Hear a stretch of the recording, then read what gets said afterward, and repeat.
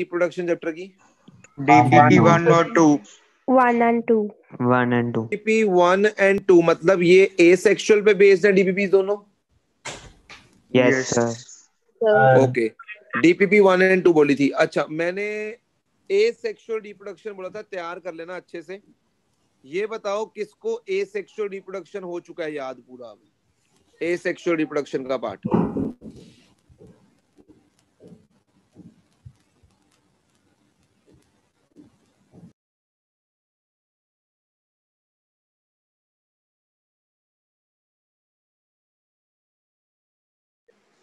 हाँ जी, asexual reproduction का part किस किस को याद हो गया है?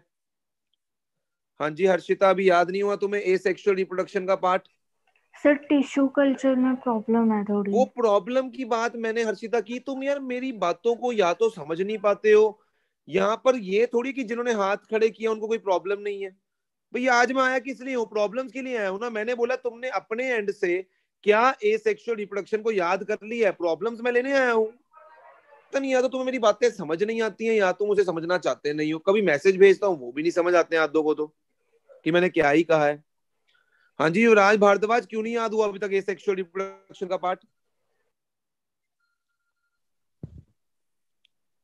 युवराज भारद्वाज, मैं तुमसे बात कर रहा हूँ। हाँ जी सर। हाँ जी, क्यों नहीं याद हुआ अभी तक एसेक्सुअल का पार्ट? नहीं सर, हो गया याद। तूने हाथ तो खड़ा किया नहीं। अच्छा, ये लो सर, कर दिया। भाई मेरे कहने से थोड़ी करना है, अगर आता है तो करना है, नहीं आता तो नहीं करना है, सिंपल सी। नहीं सर, मैं मैं ना बुक लेने गया था, मतलब फिर मेरे को पता नहीं ओके, था आपने कहा है। मैं बार बार एक चीज तुम्हें समझा रहा हूँ, उस चीज को समझ लो। जो बच्चे इस बैच में आ रहे हैं वो इस बैच में इसीलिए आ रहे हैं कि वो सिंसियर हैं और वो सच्चाई से काम लेंगे। अगर वो बोल देंगे कि सर हो गया है, तो मतलब मैं उन पे इतना फेथ कर सकूं कि उनको हो गया होगा। बाकियों की तरह मत पेश आना। मैं बार बार बोल रहा हूँ कि मैं धोखे में रहूं, मुझे धोखे में नहीं रहना है। धोखे में तुम रह जाओगे कल को, टॉपिक्स नहीं होंगे तुम्हारे।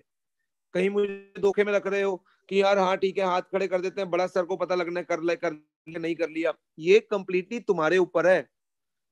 तुम्हें इस बैच में रखने का मतलब ही यही है कि तुम जो है रिजल्ट लाओगे और जो है सिंसियरली काम करोगे। ये नहीं है कि इस, देखो मैं एक चीज पहले ही बता देता हूँ, इस बैच में आने से नहीं होगा मार्क्स आ जाएंगे। इस बैच को तुमने, अगर तुम इस बैच में आ गए तो मतलब तुम्हारे मार्क्स आ जाएंगे, नहीं, ऐसा बिल्कुल नहीं है। तुम्हारे एफर्ट से तुम्हारे मार्क्स आने हैं। इस बैच में मैं तुम्हारे डाउट्स लेने जरूर आया हूँ, बट अगर तुमने हाथ खड़ा कर दिया कि मेरे को आ गया है, तो मतलब ये तुम अपनी सच्चाई को दर्शा रहे हो यहाँ पर। अगर इन केस तुमने झूठ बोला तो फिर वो तुम्हारा ही लॉस बन के कल को आएगा, मुझे मत कहना इस चीज का। हाँ जी, एसेक्सुअल रिप्रोडक्शन में कौन से टॉपिक समझने हैं? बाकी हाथ नीचे कर लो। किसने टॉपिक्स को समझना है और वो कौन से टॉपिक्स है वो हाथ खड़े कर लो, जिस भी टॉपिक में प्रॉब्लम है। तो वो बच्चे सिर्फ अब हाथ खड़ा करें जिनको एसेक्सुअल रिप्रोडक्शन में किसी टॉपिक में प्रॉब्लम है। हाँ जी अंश गुप्ता बोलो जी, किस टॉपिक में प्रॉब्लम है? Sir tissue culture. Tissue culture, ठीक है जी। और बोलो अंश गुप्ता। सर बस और नहीं है। हाँ जी अर्पित बोलो। Sir regeneration. रीजनरेशन, हाँ जी और बोलो अर्पित। सर और नहीं। हाँ जी गाने बोलो। सर ये समझना था कि जब वेजिटेटिव प्रोपगेशन में डिजीज फ्री प्लांट्स क्यों नहीं क्रिएट हो पाते लेकिन टिश्यू कल्चर में हो जाते हैं। ओके, और सर बस। हाँ जी तमन्ना तुम बोलो। सर मेरा आज सच कोई टॉपिक नहीं है, मेरे को नोट्स में थोड़े से पॉइंट्स थे वो आपसे पूछने थे बस। ठीक है, हाँ जी नंदन बोलो। लेयरिंग और ग्राफ्टिंग। और बोलो। सर बस। हाँ जी Saumya. Sir tissue culture. Okay, हाँ जी वंश जेठी। सर आर्टिफिशियल का ग्राफ्टिंग बस। आर्टिफिशियल का ग्राफ्टिंग बस। हाँ जी। देखो जी, पहले समझ लो टिश्यू कल्चर। पहली बात तो टिश्यू कल्चर जो तुम्हारे 10th के कोर्स में है वो इतना डिटेल्ड नहीं है। और वो बहुत ही इजी सा एक टॉपिक है जिसको तुमने पता नहीं अपने माइंड में शायद मुश्किल क्रिएट करके बना लिया या तुम्हें उसको बहुत मुश्किल लग रहा है। कोई मुझे टिश्यू कल्चर को समझाने की कोशिश करेगा बहुत ही स्पष्ट, बहुत ही इजी लैंग्वेज में, मतलब एक ऐसी लैंग्वेज में, एक ऐसे तरीके से जिससे वो बहुत ही इजी हो जाए टॉपिक। देखो टिश्यू कल्चर में हम क्या करते हैं, मान लो ये हमारे पास एक प्लांट है, ठीक है, ये मान लो मेरे पास क्या है, एक प्लांट है, ठीक है। मैंने क्या करा, इस प्लांट का कोई भी एक हिस्सा, मान लो ये लीफ का पत्ती उठा लिए मान लो, ठीक है, इस लीफ में मैंने क्या किया, पर्टिकुलर टिश्यूज, मैंने कुछ एक पार्ट उठाया जिसमें कुछ ना कुछ टिश्यूज थे या ऑर्गन थी, या टिश्यू या कोई ऑर्गन, मैंने, एक सेकेंड,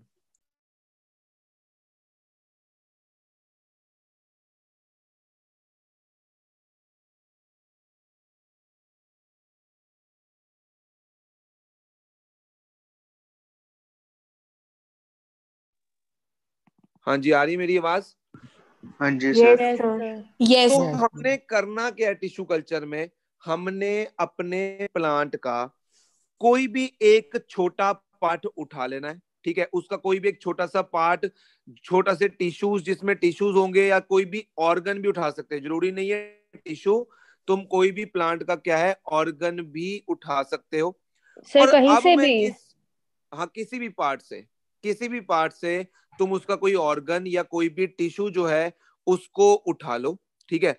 अब हम क्या करेंगे, उसको लैब के अंदर आर्टिफिशियली वो जो हमने पार्ट उसका निकाला है, उसके जो टिश्यूज निकाले हैं या उसका ऑर्गन जो निकाला है, उसकी हेल्प से हम नए प्लांट्स जो हैं वो ग्रो करवाने की कोशिश करते हैं। तो basically tissue culture is what, it is maintaining, मैं कहूंगा it is maintaining and growing plant cells, it is maintaining and growing plant cells और टिश्यूज, प्लांट सेल्स को ग्रो करवा सकते हैं, टिश्यूज को या फिर ऑर्गन्स को, ठीक है। किसमें, एक आर्टिफिशियल मीडियम में, हम अपनी लैब में एक आर्टिफिशियल मीडियम बना लें, आर्टिफिशियल मीडियम में हम क्या रखेंगे, हम वो सारी चीजें रखेंगे जो प्लांट को ग्रो करने के लिए चाहिए, यस और नो। इस आर्टिफिशियल मीडियम में मैं प्लांट के हार्मोन्स रखूंगा, ठीक है, मैं प्लांट के हर वो चीज रखूंगा जो प्लांट के सेल्स को डिवाइड करने के लिए चाहिए या प्लांट को ग्रो करवाने के लिए चाहिए। तो हमने क्या किया, बेसिकली टिश्यू कल्चर एक टेक्निक है जिसमें हम प्लांट को मेंटेन करते हैं और क्या करते हैं, ग्रो करते हैं, या तो उसके सेल्स या तो उसके टिश्यूज या तो उसका कोई ऑर्गन अंडर आर्टिफिशियल मीडियम, किसी आर्टिफिशियल मीडियम में करते हैं। और इसी प्रोसेस को हम क्या बोलते हैं, टिश्यू कल्चर। मतलब हमने प्लांट्स को आर्टिफिशियली ग्रो करवाया अपनी लैब के अंदर। बहुत सारी कांच की बॉटल्स पड़ी होती हैं, यूट्यूब पे कभी सर्च करो टिश्यू कल्चर तो तुम्हें पूरी टेक्निक वो दिखाने की कोशिश करेगा। बहुत सारी कांच की बॉटल्स पड़ी होती हैं, उन कांच की बॉटल्स को जो हमने टिश्यू रिमूव किया होता है, जो पार्ट ऑफ टिश्यू या जो पार्ट ऑफ ऑर्गन या जो सेल्स हमने रिमूव किए होते हैं, उस कांच की शीशी में डाल देते हैं एक जेली के अंदर, एक आर्टिफिशियल मीडियम के अंदर, जिसमें हमारे पास प्लांट के हार्मोन्स, प्लांट के न्यूट्रिएंट्स प्रेजेंट होते हैं, जिसमें वो सेल्स जो है वो फर्दर डिवाइड करते हैं, ठीक है, और फर्दर डिवाइड करके वो क्या करते हैं, ग्रो करते हैं। और इसी मेथड को हम क्या बोलते हैं, टिश्यू कल्चर बोलते हैं। पहले तो तुम्हारे दिमाग में ये टिश्यू कल्चर जो वर्ड है ना, वो एकदम से क्लियर हो जाना चाहिए कि what is the meaning of tissue culture. हम टिश्यू कल्चर में कर क्या रहे हैं, हम टिश्यू कल्चर में प्लांट्स को आर्टिफिशियली ग्रो करवा रहे हैं, पहली चीज, with the help of some part of plant, with the help of the cells of plant कह सकते हो, with the help of tissues और with the help of an organ of a plant। हम नए प्लांट्स को generate करवा रहे हैं आर्टिफिशियली अपनी लैब के अंदर। पहले बताओ इतनी बात समझ आ रही है? यस यस अब जो हमने पार्ट ऑफ प्लांट लिया है, क्या हमने बहुत बड़ा पार्ट लिया है प्लांट का या बहुत छोटा सा पार्ट लिया है? छोटा सा। बहुत छोटा सा पार्ट लिया। और छोटे को हम क्या बोलते हैं, माइक्रो। आता ना, micro SD card, memory card आता है माइक्रो, छोटा सा, यानी हमने माइक्रो पार्ट लिया है।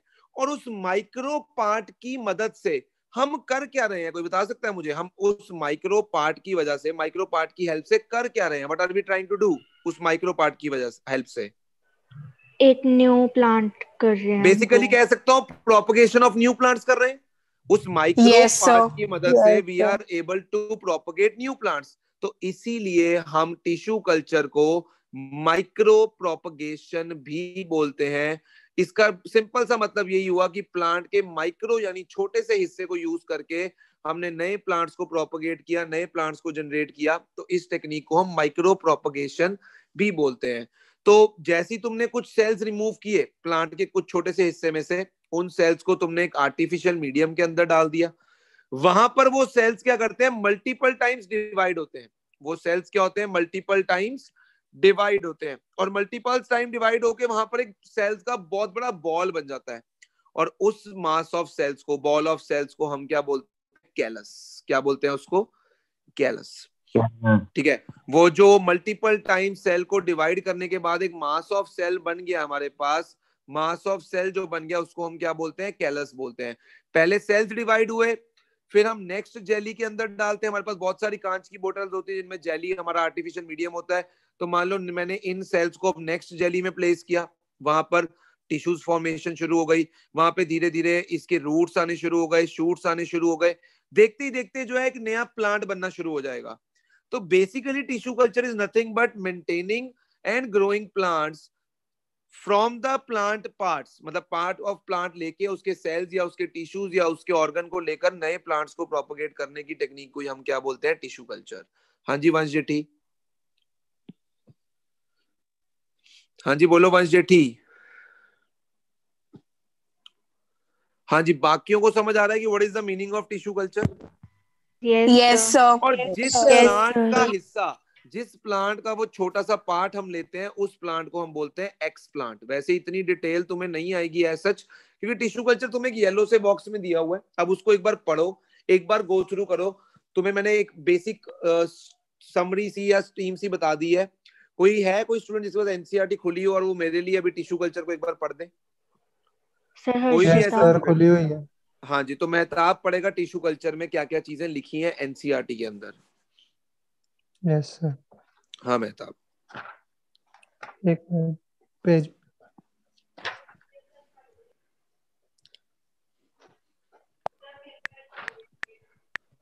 मेहताब पेज 2 मिनट रुक जाओ, मैं डाउनलोड ही कर लेता हूँ।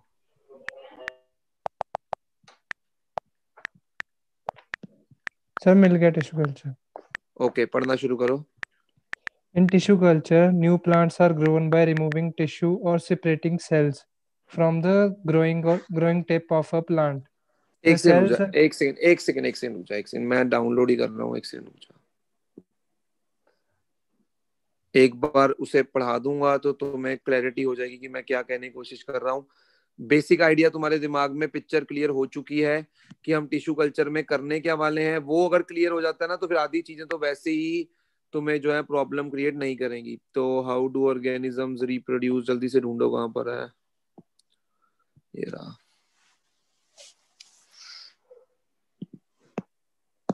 चलो, तो यहाँ पर तुम्हें एक छोटे से पैराग्राफ के अंदर दिया हुआ है सर वो टिश्यू पता है। कल्चर। देखो, in tissue culture what we are doing, ध्यान से देखना।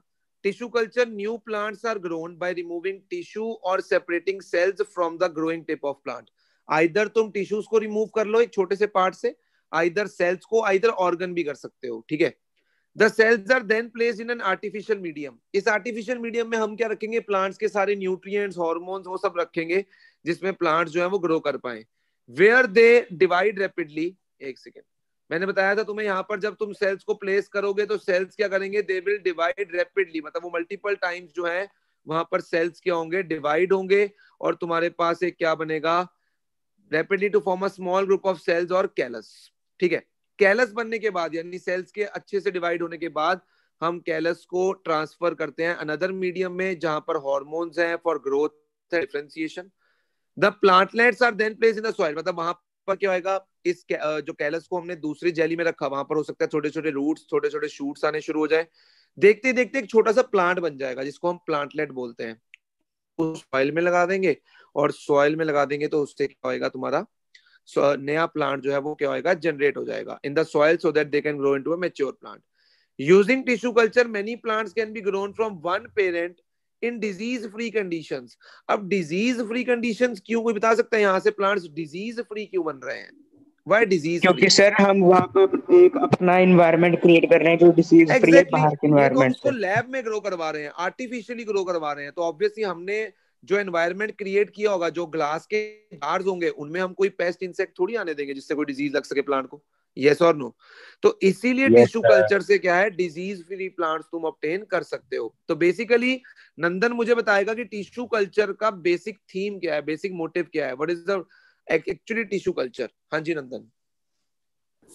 सर इसमें बेसिकली ये बताया है कि जो हमने प्लांट लिए हैं लैब टिश्यू प्लांट से, उसको जब हम कट कर लैब में डालेंगे तो वहां से हमें आर्टिफिशियली हम ग्रो कर रहे हैं उस प्लांट को, जिससे कि हम नए ऑर्गेनिक प्लांट्स को। सिंपल, प्लांट के एक छोटे से पार्ट को लेकर उसको लैब में एग्जामिन कर कर उससे नए प्लांट्स को उगाना, आर्टिफिशियल मीडियम के अंदर डालकर।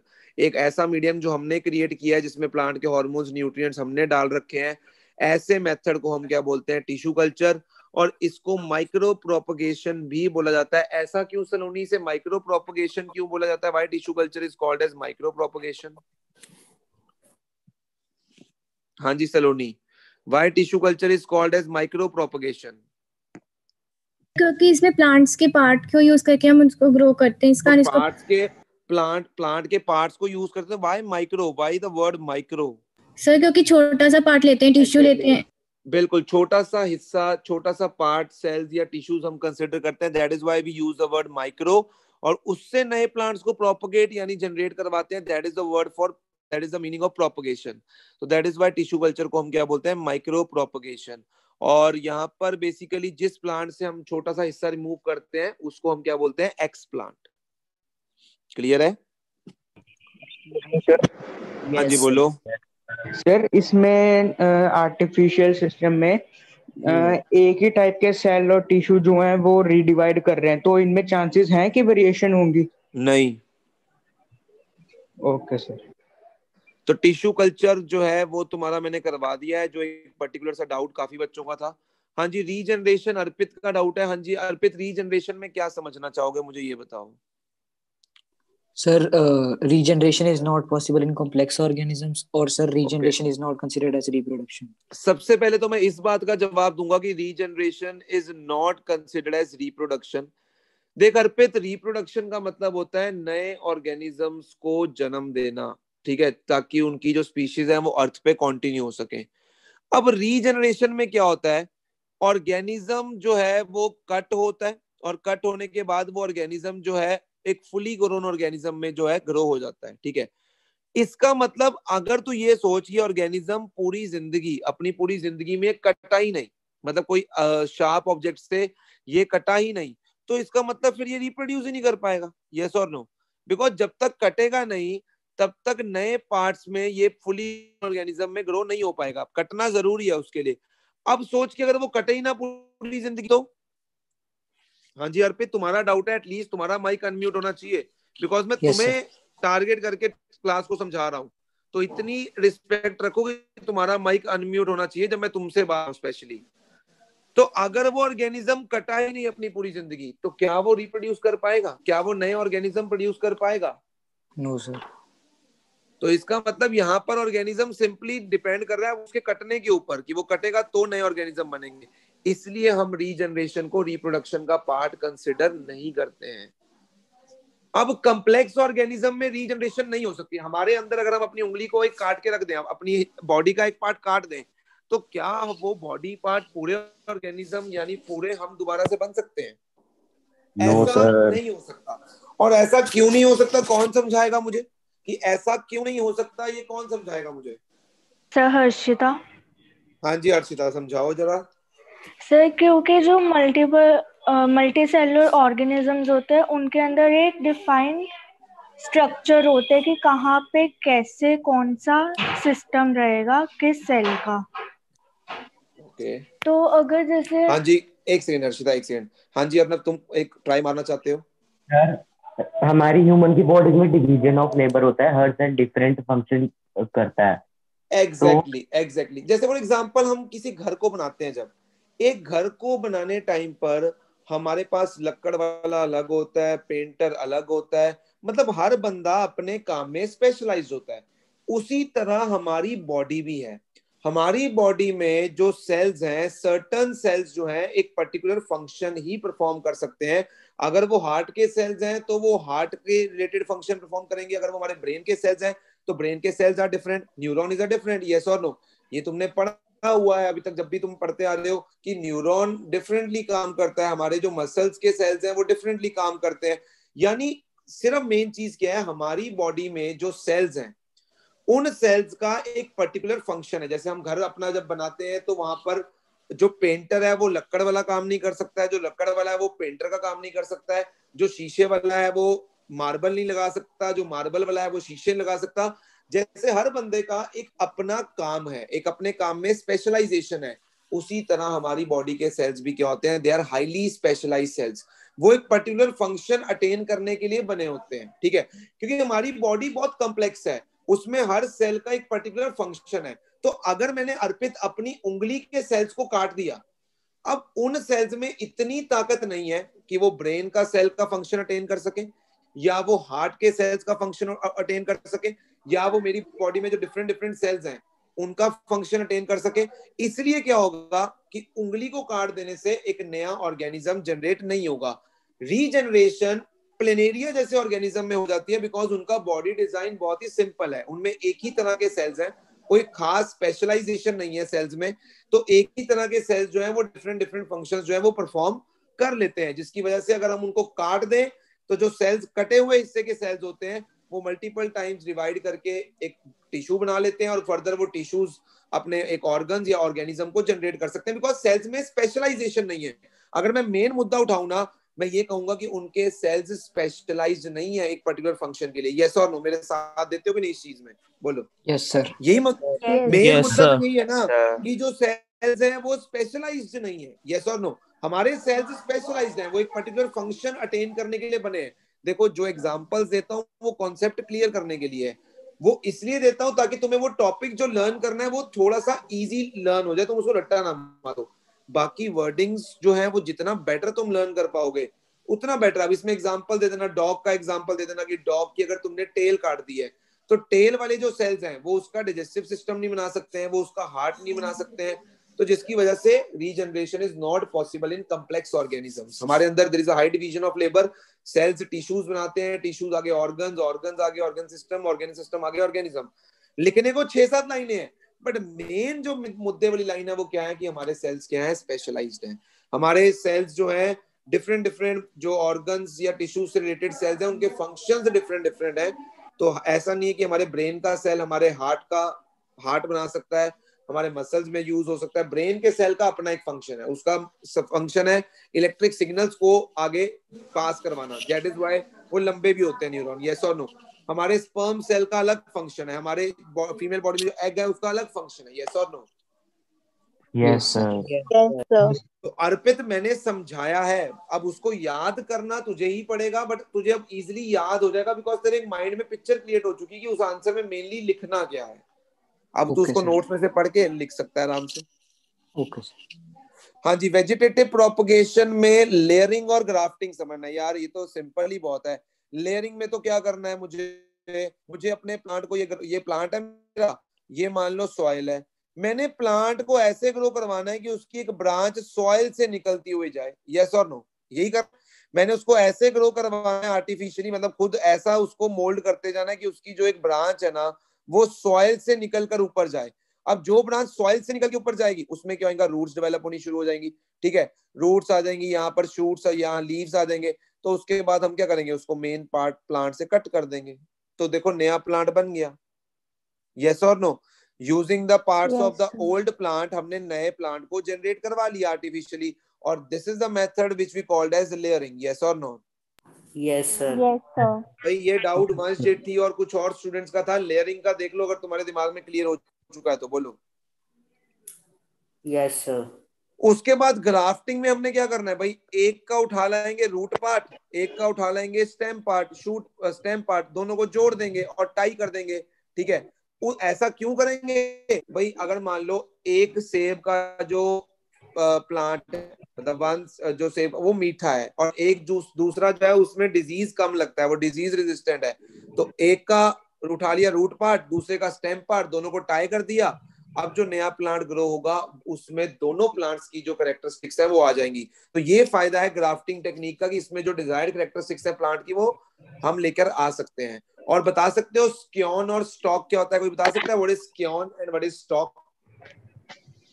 यहाँ पर दो टर्म्स यूज होती हैं, scion and stock. What is scion and what is stock? कोई भी बता सकता है तुम में से? The part of plant in soil is stalk. Okay मतलब जो रूट वाला पार्ट है, जो रूट वाला पार्ट है जिसको हमने रूट वाला, दैट इज स्टॉक, और जो स्टेम वाला पोर्शन है दैट इज स्क्योन। यस और नो? Yes, sir. तो जो हमने रूट वाला पार्ट लिया है एक प्लांट का जिसमें रूट्स हैं और दूसरे का स्टेम वाला लिया है, तो रूट वाले पार्ट को हम बोलते हैं स्टॉक और दूसरे को हम क्या बोलते हैं? स्क्योन। सिंपल, ये है लेयरिंग और ग्राफ्टिंग। और बोलो। अरे जरूरी नहीं है कि मेरे एक बार समझा देने पे तुम्हें समझ आ जाए। तुम्हें नर नहीं बनाने मेरे आगे, यार मैं सर से पूछूंगा तो मेरे बारे में क्या सोचेंगे, मुझे नहीं आता। ओए गधों, जितना पूछोगे मेरे को अच्छा लगता है, बल्कि कि तुम समझ रहे हो चीजों को, तुम पार्टिसिपेट कर रहे हो। बोलो, कोई और टॉपिक समझना चाहोगे एसेक्सुअल रिप्रोडक्शन से? No sir. जो मैंने अपने वीडियो लेक्चर्स में इंपॉर्टेंस ऑफ डीएनए कॉपिंग या इंपॉर्टेंस ऑफ वेरिएशन समझाया है, वो टॉपिक तुम्हारे दिमाग में एकदम पिक्चराइज क्लियर होना चाहिए। वो टॉपिक बहुत इजी तरीके से समझाया था तुम्हें कैमल का एग्जांपल लेके, तो वो तुम्हारे दिमाग में बिल्कुल क्लियर होना चाहिए। उससे काफी क्वेश्चंस जो है वो तुमसे पूछे जा सकते हैं। हाँ जी बोलो। सर रीजनरेशन के एक लाइन लिखी हुई है, specialised cell proliferate and make large number of cells. हाँ इसका मतलब बेसिकली जो सेल्स है ना, कट पोर्शन के जो अर्नल्स होते हैं, वो सेल्स आगे फर्दर डिवाइड होते रहते हैं, और वो जब फर्दर डिवाइड होते जाएंगे तो क्या होएगा? सेल्स बढ़ते जाएंगे नंबर में, और सेल्स बढ़ते जाएंगे नंबर में मतलब सेल्स का एक क्या है, बॉल ऑफ सेल्स बन जाएगा वहां पर, मतलब सेल्स का एक गुच्छा सा बन जाएगा जो फर्दर एक स्पेसिफिक रोल अटेन करके टिश्यूज बन जाएगा। टिश्यूज आगे ऑर्गन्स बनाएंगे, ऑर्गन से फिर क्या होएगा? ऑर्गन सिस्टम और ऑर्गेनिज्म बन जाएगा कंप्लीट। Okay sir. हाँ जी सर मेरा वेजिटेटिव प्रोपगेशन में ये डाउट था कि आपने एक बार डिसएडवांटेजेस में लिखवाया था कि डिजीज फ्री प्लांट्स नहीं बन पाते, तो वो एक्सप्लेन कर दो। बेसिकली इसमें डिजीज फ्री का नहीं है, डिजीज फ्री डिपेंड करता है कंडीशंस के ऊपर। अब जब हम ऑब्वियसली अब हम जब सॉइल में कोई कट पार्ट ऑफ प्लांट लगाएंगे तो हो सकता है कोई वीड, कोई इंसेक्ट उस प्लांट को अटैक कर सकता है। देखो टिश्यू कल्चर में वी कैन मतलब हम डिजीज फ्री प्लांट प्रोड्यूस कर सकते हैं, क्योंकि जानने वो हम अपनी लैब में कर रहे हैं। लैब में अंदर तो हम देख सकते हैं ना उस चीज को कि कोई डिजीज ना हो, कोई भी पेस्ट ना हो, कुछ ना हो, क्योंकि वो हम इनिशियली अपनी लैब रहे हैं। बट जब हम ग्राउंड में हैं, उस ग्राउंड में हम कितनी भी कोशिश कर लें, हम डिजीज फ्री प्लांट ऐसा नहीं प्रोड्यूस नहीं कर सकते। कर सकते हैं, अगर हम हर चीज का ध्यान रखें तो डिजीज फ्री प्लांट ऑब्टेन कर सकते हैं। बट ऐसा नहीं कि हम हमेशा ही डिजीज फ्री प्लांट ऑब्टेन कर पाएंगे, बिकॉज हम ग्राउंड में ग्रो करवा रहे हैं। सॉइल से कोई भी इंसेक्ट, कोई भी पेस्ट हमारे प्लांट को अटैक कर सकता है। अब इसमें होता क्या, मतलब नुकसान क्या होता है, क्योंकि हमने जो प्लांट्स बनते हैं वेजिटेटिव प्रोपगेशन से similar to the parent plant होते हैं, तो वेरिएशन नहीं होती है। तो अगर मान लो एक को कीड़ा लग गया ना, पर्टिकुलर एक कीड़ा लग गया किसी एक प्लांट को, तो सबको लगने के चांसेस बहुत ज्यादा हो जाते हैं, क्योंकि सब एक ही तरह के हैं। तो क्योंकि बहुत ही कम वेरिएशन, क्या मैं कहूंगा बहुत ही वेरिएशन होती ही नहीं है, they are exactly similar to the parent plant, तो वहां पर जो डिजीज लगने के चांसेस हैं वो कंपैरेटिवली ज्यादा होते हैं as compare to tissue culture. मतलब कई बार क्या होता है, अगर मान लो हमने प्लांट्स ग्रो करवाए, हो सकता है कोई डिजीज लग जाए, तो मान लो वो एक छोटे से प्लांट को मतलब खराब कर पाए, अगलों को ना खराब कर पाए due to some variations. But यहाँ पर तो है ही सारे, पूरी फील्ड में एक ही तरह के प्लांट्स लगे हैं, तो डिजीज अगर एक को अटैक करेगा तो सबको अटैक कर सकता है। तो इसलिए मैं ये समझा रहा था कि डिजीज फ्री प्लांट्स बनाने मुश्किल है वेजिटेटिव प्रोपगेशन को यूज करके। Okay sir. और लेस वेरिएशंस वाले प्लांट्स मिलते हैं, तो मतलब ज्यादा वेरिएशंस नहीं प्रोड्यूस होती हैं। हाँ, it is a fast method. और दूसरी चीज ये भी कह सकता हूँ कि ये जो मेथड है ये उन प्लांट्स के लिए सबसे ज्यादा बेनिफिशियल है जिनमें सीड रिप्रोड्यूस नहीं हो रही है, सीड रिप्रोड्यूस होने मतलब सीड प्रोड्यूस करने की कैपेसिटी लूज कर दी है। ये सबसे मेन पॉइंट है वेजिटेटिव प्रोपगेशन का। Okay sir. हाँ जी, तो आ जाए डीपीपीज पे, अगर तुम्हारे एसेक्सुअल रिप्रोडक्शन के टॉपिक्स क्लियर हो गए हो तो। Yes sir. बोलो, आ जाए। हाँ जी तमन्ना बोलो। सर मैं पूछूं? हाँ हाँ श्योर। सर जो हमारे पास कैरेक्टरिस्टिक्स है एसेक्सुअल रिप्रोडक्शन के, उसमें फर्स्ट पॉइंट की सेकंड लाइन में लिखा हुआ है morphologically and genetically similar individual are called clone. Sir इसका मतलब क्या है? जुड़वा, मतलब जो जेनेटिकली बिल्कुल सेम होते हैं उनको हम बोलते हैं क्लोन्स। मतलब हमारी नहीं, प्लांट्स की लैंग्वेज में हम बता रहे हैं उस चीज को कि अगर बिल्कुल एग्जैक्टली सिमिलर प्लांट है without any change in DNA.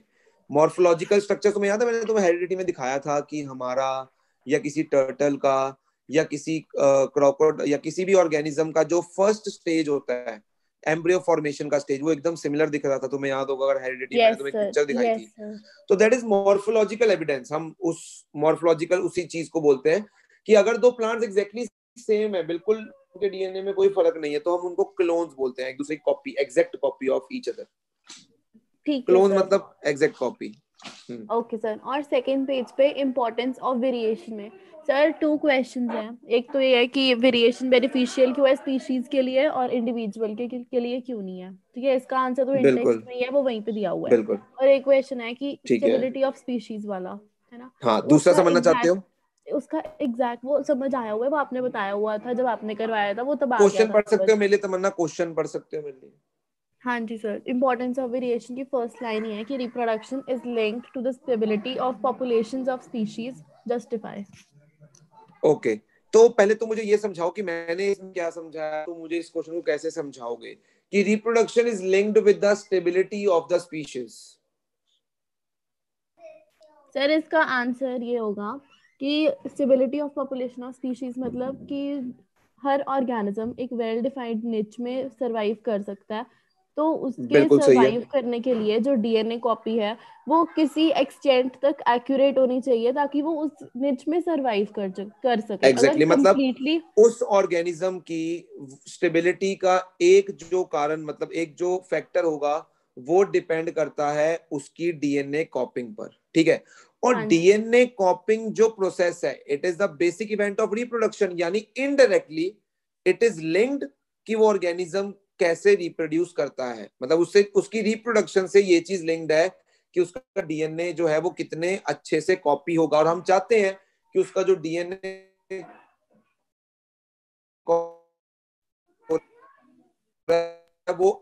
वो उसको फीचर्स चाहिए to survive in that particular niche, वो सारे फीचर्स उसको उसके पेरेंट्स से मिल सके। तमन्ना? हाँ जी सर। ठीक है, अब यहां पर तुम ये एक्सप्लेन कर सकते हो कि अगर तो वो अच्छे से कॉपी होता है तो वेल एंड गुड, तो उतना ही वो ऑर्गेनिज्म पॉपुलेशन के अंदर स्टेबल होगा। ठीक है, बट अगर वो डीएनए कॉपिंग अच्छे से नहीं होती है, वो डीएनए कॉपिंग में बहुत ज्यादा वेरिएशंस आ जाती हैं, तो फिर क्या होएगा, जो नया डीएनए जनरेट होएगा वो उस पर्टिकुलर निच में वो सेल जो है वो सर्वाइव नहीं कर पाएगा and it will eventually die. तो फिर हम कंक्लूजन लास्ट में सम अप कैसे करेंगे इस क्वेश्चन को, कि हमने इस क्वेश्चन से ये देखा है कि किसी ऑर्गेनिज्म का किसी पर्टिकुलर निच में सरवाइव करना उसकी डीएनए कॉपिंग पर डिपेंड करता है, which is completely a basic event of reproduction.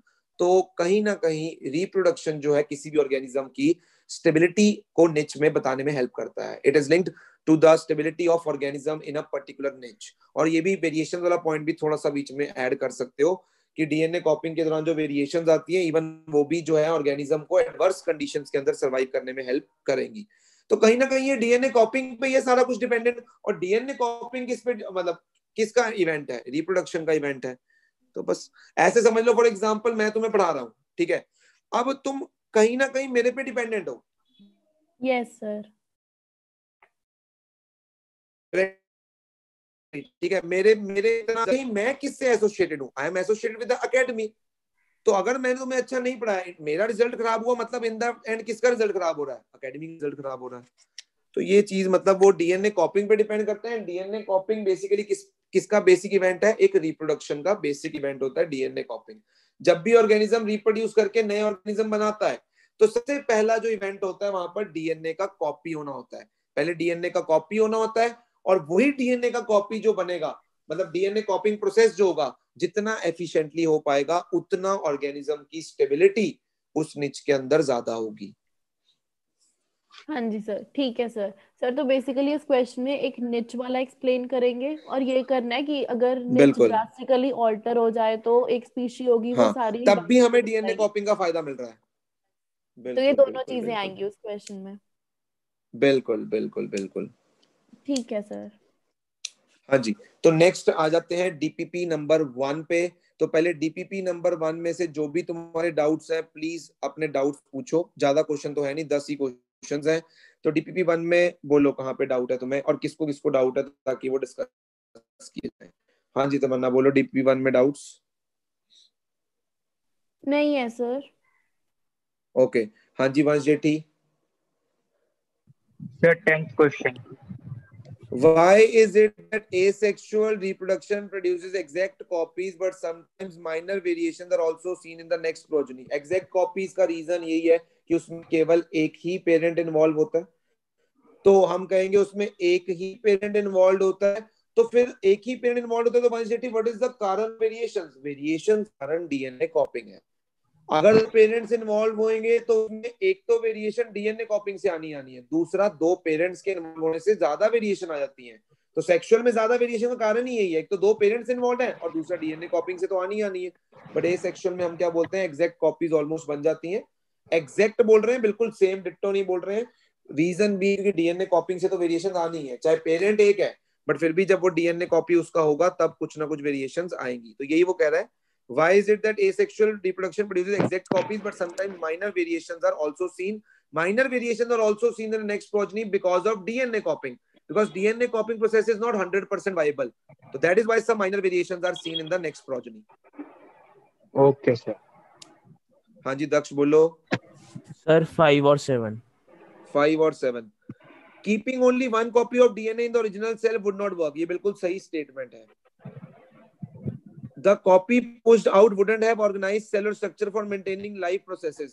ऐसा नहीं है, जो तुमने डीएनए कॉपी किया अब उसको अब सरवाइव करने के लिए पूरा सेल चाहिए होगा, डीएनए खाली सरवाइव नहीं कर सकता है।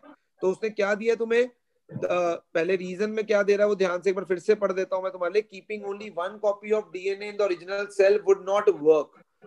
तो the copy pushed out wouldn't have organized cellular structure for maintaining life processes. मुझे गलत लग रहा है, reason is correctly wrong.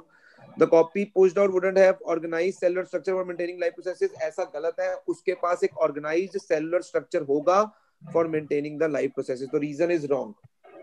Sir लेकिन ओके सर। हाँ बोलो बोलो। सर पेज 1 पे third point mechanism of reproduction में दिया हुआ है। क्या दिया हुआ है सर? थर्ड पॉइंट की ऑलमोस्ट थर्ड फोर्थ लाइन है। नोट्स में कह रहे हो? नोट्स में हाँ जी सर, हाँ जी सर। नोट्स के थर्ड पॉइंट में the power to make, sir उसकी फोर्थ लाइन, उसकी फोर्थ लाइन में however keeping one copy of DNA in the original cell and simply pushing the other one would not work.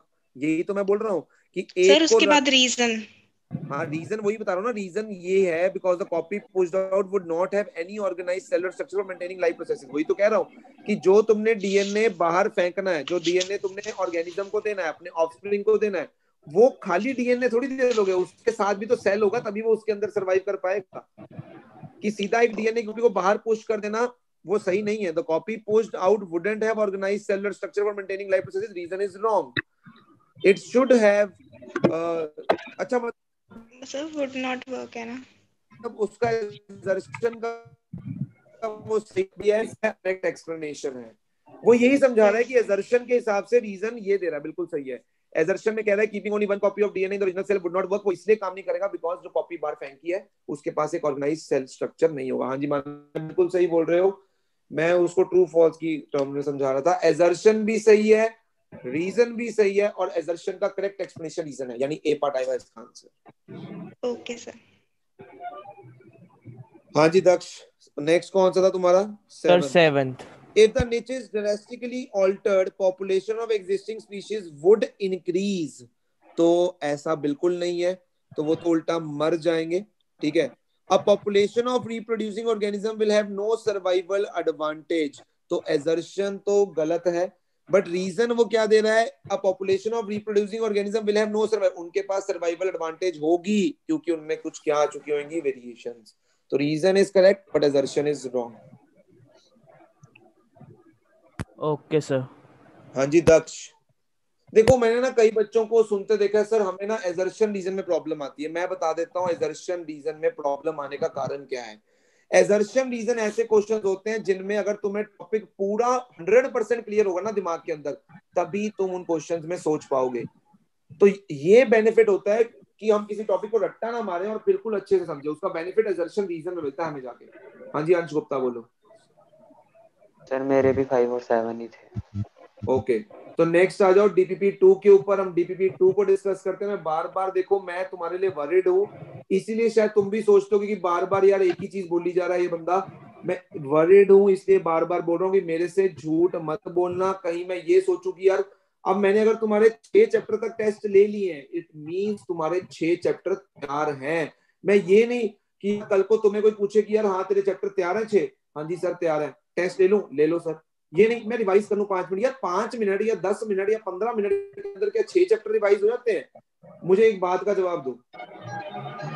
मैं चाहता हूं कि कहीं भी अगर तुमसे कोई भी क्वेश्चन इन 6 चैप्टर्स या 7 चैप्टर्स अब रिप्रोडक्शन हम कर रहे हैं पूछा जाए तो यार तुम इतने कॉन्फिडेंट हो कि यार हाँ पूछ लो क्वेश्चन, कोई दिक्कत नहीं है। We will explain the things, isn't it? Yes और no? Yes sir. Yes sir. Yes sir. पहले जिनको डाउट्स हैं वो हाथ खड़े कर लो डीपीपी 2 के अंदर, और फिर अपने डाउट्स जो है वो एक एक करके बोलना शुरू करना।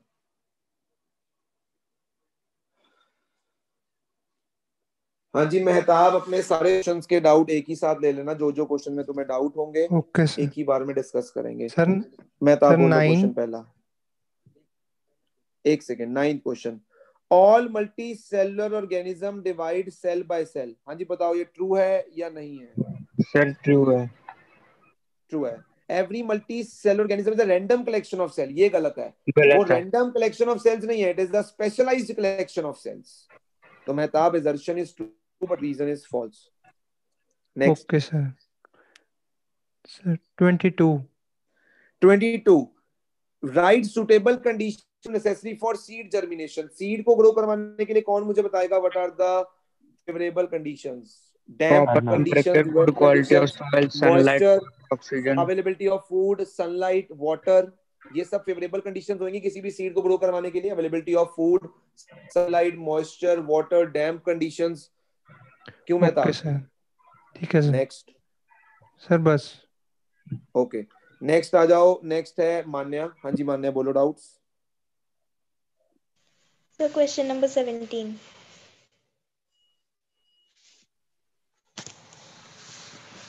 Both sex organ in the same individual क्या बोलते हैं उनको? हर्माफ्रोडाइट्स। हर्माफ्रोडाइट्स, हर्माफ्रोडाइट्स बोलते हैं। उनका एग्जांपल है अर्थवर्म। हर्माफ्रोडाइट्स, हर्माफ्रोडाइट्स, हर्माफ्रोडाइट्स। नेक्स्ट मान्या। सर बस। ओके हाँ जी केशव। सर 44। 44th क्वेश्चन में कह रहे हैं name the information source of making protein in the cell. It's DNA. State two basic events in the reproduction. तो पहला इवेंट होता है किसी भी रिप्रोडक्शन के अंदर डीएनए कॉपिंग, और दूसरा इवेंट क्या होता है जी बता सकते हो? पहला इवेंट तो रिप्रोडक्शन के अंदर डीएनए कॉपिंग है, सेल उसके बाद डिवीजन। दूसरा event division of cells. Cell division. पहले डीएनए कॉपिंग होगी और फिर सेल्स आगे फर्दर डिवाइड होंगे। तो cell division and DNA copying are the two basic events of reproduction. हाँ जी केशव। सर एक 58 का भी आंसर डिस्कस करो।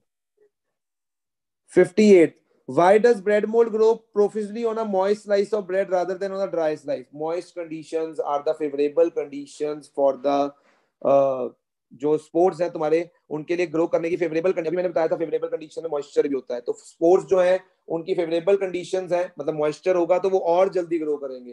तो इसीलिए मॉइस्ट ब्रेड के ऊपर केशव स्पोर्स जल्दी ग्रो कर सकते हैं as compare to dry bread. Okay sir ठीक। हाँ जी मान्या अभी भी कोई डाउट है तुम्हारा तो पूछ लो, हाथ नीचे कर लो। हाँ जी वंश जेठी। सर 36 का बी पार्ट। 36 का बी पार्ट। 36 का बी पार्ट है name the following blobs that develop at the tips of non reproductive threads in Rhizopus. क्या बोलते हैं? स्पोरेंजिया। स्पोरेंजिया जिसमें से स्पोर्स निकलते हैं। नेक्स्ट। ओके और sir 53rd। 53rd differentiate between the कौन सा वाला पार्ट? एक सेकंड सर चेक कर लो। 53rd नहीं sorry 43। 43 cell division is a type of reproduction in unicellular organism, justify. कौन बताएगा? Cell division is a type of reproduction in unicellular organism. Unicellular organism में सेल डिवीजन ही reproduction है, ये justify करना है। हाँ जी, कोई बता सकता है? सर मैं ट्राई करूं? हाँ हाँ श्योर, गाने बोलो।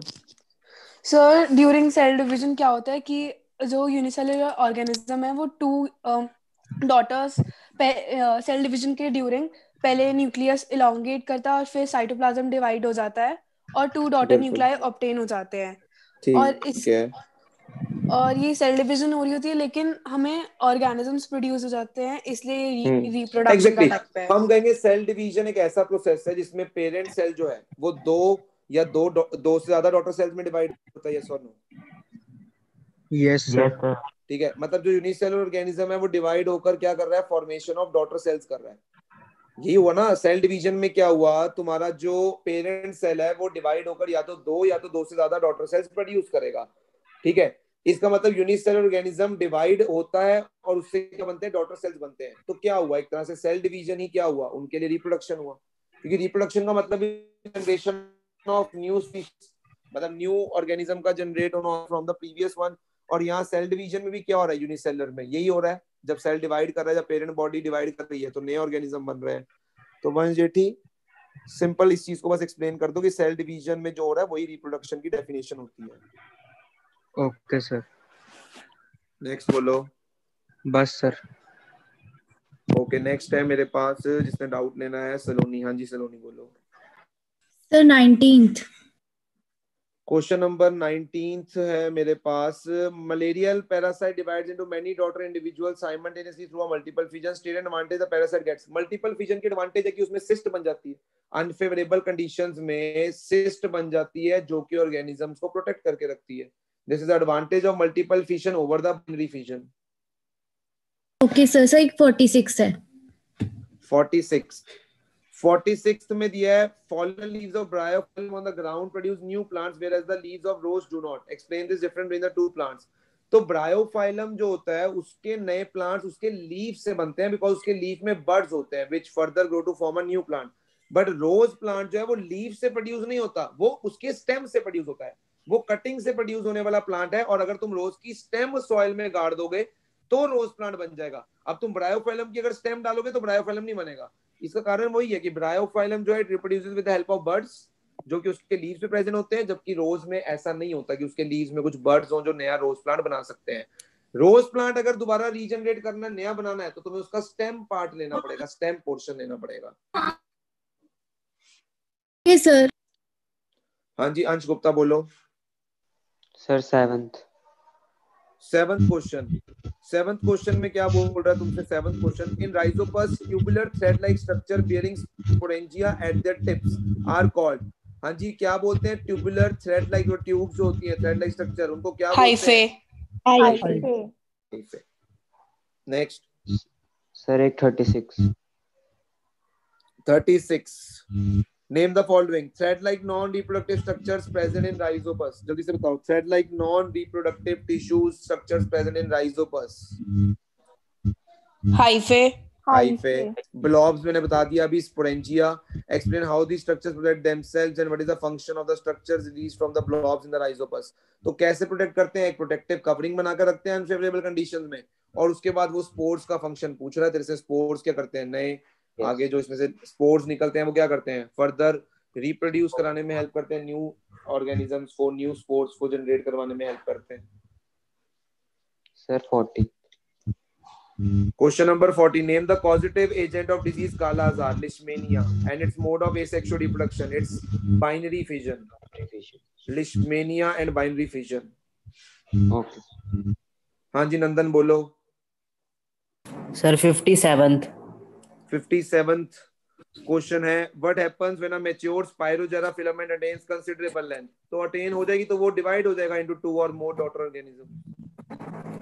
Okay sir. और 29th list any 4 reasons for. ये तो सर मैं नहीं बताऊंगा, ये बहुत अच्छे से नोट्स में दिया हुआ है, एनसीईआरटी में मैं डिस्कस कर चुका हूं शायद इसे गान्या के साथ, कि वेजिटेटिव प्रोपगेशन के बेनिफिट्स क्या है। एक तो fast method of growth similar plants grow करवाए जा सकते हैं। तीसरा सबसे इंपॉर्टेंट कि इनसे वो प्लांट्स ग्रो करवाए जा सकते हैं जो सीड प्रोड्यूस करने की कैपेसिटी को लूज कर चुके हैं। तो इसके एडवांटेजेस नोट्स में बड़े अच्छे से दिए हुए हैं, एनसीईआरटी में भी दिए हुए हैं अच्छे से। ओके सर, ये क्वेश्चन डाउट नहीं बनता।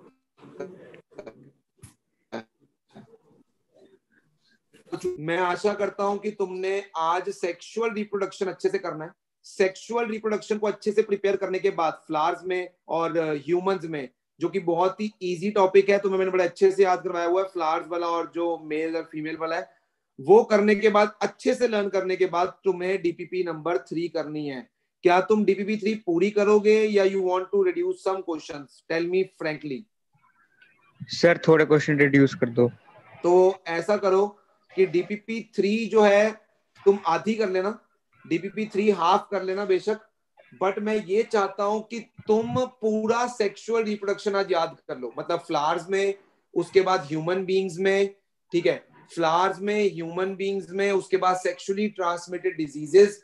मैं ये चाहता हूं कि पूरा जो चैप्टर है वो तुम आज खत्म कर दो लर्निंग में, और हाफ डीपीपी जो है बेशक हाफ, बेशक 30 क्वेश्चन 35 क्वेश्चन जितने तुम कर पाओ उतने क्वेश्चंस कंप्लीट कर लेना, ताकि एटलीस्ट हम कल की क्लास में आधे क्वेश्चन डिस्कस कर लें और जो भी तुम्हें टॉपिक समझने हैं वो डिस्कस कर लें, और परसों इसे खत्म करके हमारा टेस्ट डे कौन सा है जेटी रिप्रोडक्शन चैप्टर का?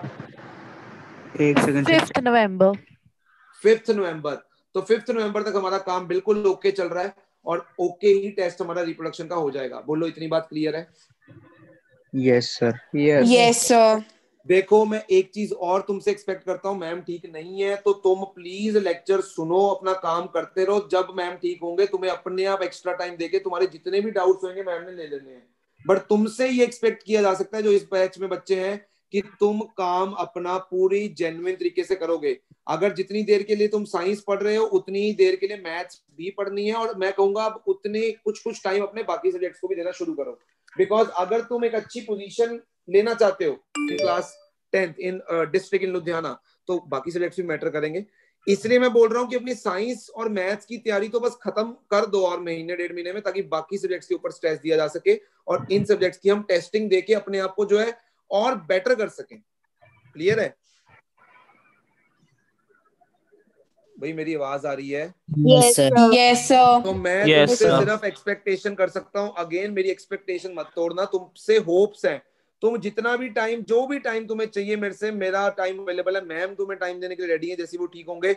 बट तुम अपना काम बिल्कुल जेन्युइनली पूरी सच्चाई से करो, बस तुमसे ये एक्सपेक्टेड है मुझे कि तुम कल को कुछ अच्छा करोगे और सिंसियरली काम करोगे। बस कल मिलते हैं सेम टाइम 2 से 3। अपने जितने भी क्वेरीज, अपने जितने भी कॉन्सेप्ट्स जो तुम्हें सेक्सुअल रिप्रोडक्शन के समझ नहीं आते हैं व्हाइल लर्निंग, तुम्हें डिफिकल्टी फील, मेरे साथ जरूर डिस्कस करो, मैं तुम्हें हेल्प करूंगा उसे लर्न करने में। तो कल मिलते हैं, और मीटिंग छोड़ देना, मैं एंड नहीं करूंगा, मीटिंग लीव कर देना please. Bye sir. Sir thank you. Okay जी, ओके बाय।